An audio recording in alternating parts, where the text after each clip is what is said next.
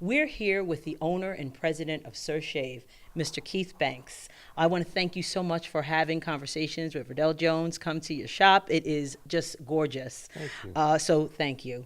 I really want to kind of get a sense of, first of all, I want you to please tell people a little bit about yourself and how you got involved with opening a barbershop in Wyandanch, New York. Well, it goes back to probably 1985, 1986, when my parents had a business here years ago, which is a beauty supply store, beauty salon, and also a record store.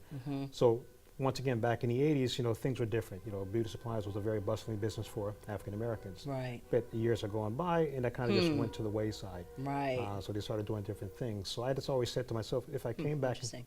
to Wyandanch or came into Right. an area just looking to start a business, what would it look like? What would it feel like? So my focus is really finding something that would really bring the kids in, positive environment, role Right. models, things of that nature there. Exactly. So the key was, finding a location. So my first thought was actually taking this to Brooklyn before coming to Long Island. Really? Yeah. So the more I thought about it, because I'm from Westbury. Okay. Parents had a business here, like I said, back in the 80s. And I said, if I go to Brooklyn, it's going to be a lot of competition there. No Yeah, question, hands absolutely. down. And there are shops that are very similar to this that are not African American shops, but just shops in general that more on the high end and Okay. Brooklyn Heights, parts of Red Hook, things of that nature there. Right. Then once again, as I started doing my research, because I was planning on moving west from living in Patchogue, but then I heard about this project that's taking place in Wyandanch. Right. And they said something about Wyandanch Rising, which is probably about 10 years ago. Yeah, at least. Yeah, exactly. Right. So after doing research and just kind of waiting it out, and I said to myself, let me just give this a shot. So when I heard about the construction, what their first plan was for phase 1, which is on the other side, Right. was going to be opening, I think it was going to be April of 2016, if I'm not mistaken. Okay. Or 15, whatever it was. And they said, well, there's a waiting list. But the waiting list is for either market rate or Right. income base. Naturally, I fell into the market rate space, and I said, something, let me just put the application through and see what happens. Long story short, I got a phone call. Mr. Banks, we've accepted your application. We're going to start, move in on X date here. Right. But when I came to do the walkthrough, and I said, well, what's that on the ground level? What are you guys doing downstairs? Well, that's going to be retail space. I'm like, really? They said, yes. And I said, well, what stores are you planning on putting there? Well, we're still looking at different, Right. looking at a possible 7-Eleven. You're thinking maybe a Domino's may be coming back as well, but we're looking for other retailers. Long story short, again, did my research. Once again, try to think what I want to put here. First, it was going to be a coffee shop. It was one of my ideas. Oh. Thinking of a Starbucks or a Dunkin' Donuts. Oh, that'd be nice. Then I thought, yeah, exactly. Then I thought maybe a deli, something along those Right. lines there. Right. Right. So because I'm thinking about commuters, Right. quick in, quick out. Right. And Right. a lot of people coming in and out, Exactly. spending money. Exactly. So when I thought about that, but I said, well, what about the youth? What's going to really penetrate them Okay. to give them more time at a location versus grabbing a bag of chips or a cup of juice or running out, going somewhere? Right. So I said, what about a barbershop? Okay, because when you think of barbering back in the good old days, father comes in with the son, Right. they're relaxing, barber's having barber conversation, That's right. but they're engaged in a space with common people with common ideas and thoughts. Right. So now, do you have any experience in the barbering area? I couldn't cut a head if I wanted to. Okay, but once again, it goes back to my parents having the beauty salon, so I Right. watched them as far Okay. as how they manage staff and things of that nature. So it's one of those things, to each one teach one. Right. Okay. So as kids, we watch and we mimic a lot of what our parents do, Yes. and we say to ourselves, is this the dream that I'm looking for? So even though it was the beauty salon, but it's still in that service-based industry. So I said that the barbershop, to me, made sense. Made sense. And I'm happy you did because, we belong to the Civic Association, the Wheatley Heights Civic Association, and we've been talking about Wyandanch Rising for a long time. Okay. And one of the things that always comes up are the shops that are coming to this plaza. So when you opened up your shop, everybody was ecstatic about it because we need more businesses to come to this area. Right. And I'm hoping that, and speaking of, Wyandanch Rising and the revitalization that's going on, I'm hoping that more businesses will come once the project is finally complete. Have you heard anything about, more shops coming in, or what do you think about the revitalization that's going on here?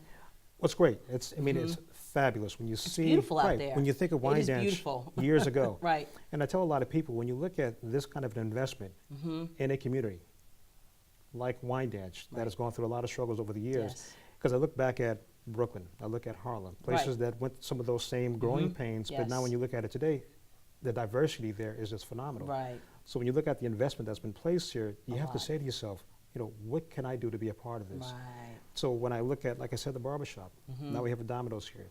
You have the 7-Eleven. You have the Right. beauty supply store here. You have the Island Jerk here. Yes. So it gives the youth the opportunity to see what small business looks like and how you can be a part of that. Right. And it goes back to, again, the each one, teach one. So the barbers are mentors. My manager, Mr. Wells, who's a mentor as well, Right. and also an educator who was also an administrator for many years. Okay. And me being in finance for the last 14 plus years, It's a with lot my of company, knowledge there. it's a lot of knowledge that's here. So Right. we want the youth to come in and to leverage that. So when they say, I have an idea, Mr. Banks or Mr. Wells, I want to start a business. What do I need to do? So we work together with those youth. We're having different programs here, entrepreneur programs. We're doing a lot of wow. workshops here. Oh my God, that's with fabulous. So we're utilizing the space not just for cutting. So Huh. either before the shop opens or after we close, there's always an event going on here. Oh, If it's wow. resume writing, we have young ladies can be doing, resume writing, public speaking, a lot of different things we want to utilize the space for, Wow. not just for cutting. Oh, that's awesome. right. That is awesome. So what makes Sir Shave different from other barbershops? We'll talk about the concept a little bit, but what makes it different? Customer service. Okay. It's really about that client satisfaction. Because once again, when you go into shops, it's always a certain look and a feel that Right. we've been exposed to. It's just the way it's always been. Right. So my vision was really creating something when you walk in, you feel relaxed, you feel comforted, you feel at ease. So as soon as you walk in the door, the reason I called it Sir Shave was you walk in, good morning, sir. Good afternoon, Okay. sir. Good evening, sir. You go into the waiting area, you get checked in there. We give you a glass of, water, juice, tea, whatever it Okay. is to relax. But it's about that experience. So even when you walk in, all the barbers are turning to you and they're all saying good morning. We don't say hey, or we don't say yo, we just say good morning, good Right. afternoon, good evening. And so when the kids come in, that automatically triggers, this is different. This is a little bit different. This right. is different. Smiles on our faces, Right. jazz music playing most of the time, maybe a little R&B, we'll kind of mix it up a little bit. But when a client comes in, we'll ask the client, what would you like to listen to?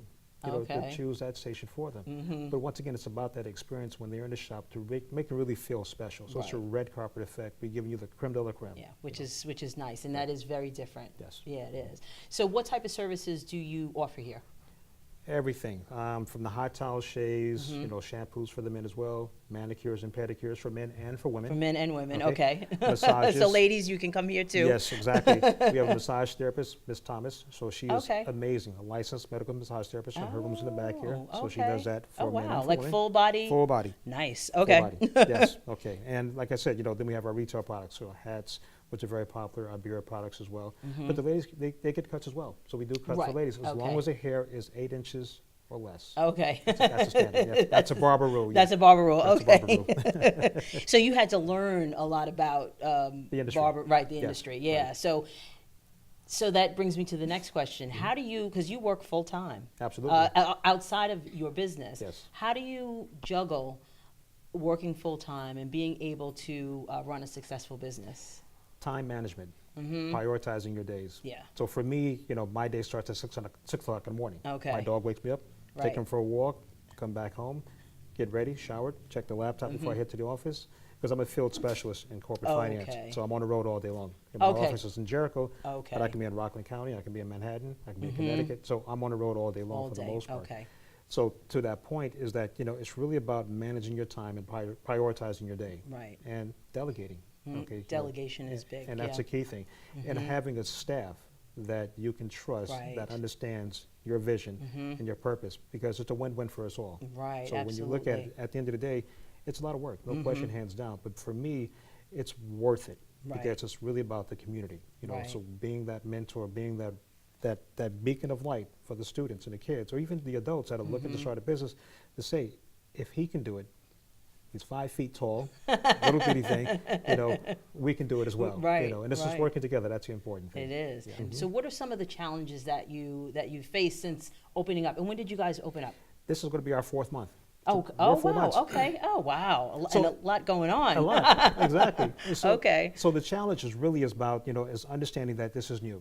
Right. We're not 4 years, we're 4 months. So we challenge ourselves to recognize that Rome wasn't built in a day. Yeah. We're going to have these, hurdles, these stumbling blocks as we go, but that's how we learn. Right. You have to fail a couple of times Yeah. to understand That's right. that you're moving in the right direction. So, nothing was, it wasn't handed to me. This wasn't given on the silver platter. I had to work for this. Right. So my important thing is letting the staff to understand that we work together, we win together. And client satisfaction has got to be the most important thing. Right, Because yeah. that's the key thing. So, Absolutely. yeah. It'll keep people coming back. Yeah, and they refer others. That's because, right. That's right. That's right.